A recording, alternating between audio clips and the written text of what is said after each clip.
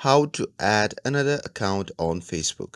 Hey everyone, welcome back to the channel. In today's video, I'll show you how to add another account on Facebook using your mobile device. It's super easy and takes only a few minutes. So now without further ado, let's get started. So first thing first, open the Facebook app on your phone and make sure that you're logged in to your current account. And now here, once you're inside the Facebook app, just tap on the three dash icon shown in the top right corner of the screen.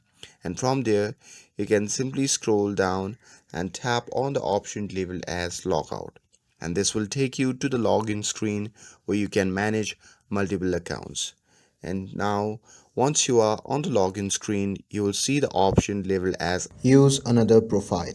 So simply tap on it, and after that, on the next page, simply enter your email or phone number, and after that, you can simply enter your password for your second account. And once you're done with that, you can simply tap on Login option. And after logging in, Facebook will ask if you would like to save the login info. So here, make sure to tap yes so it's easy to switch between accounts in future. And once you have added the second account, you can now switch between accounts easily, and that's it. That's how you can add multiple Facebook accounts right from your phone.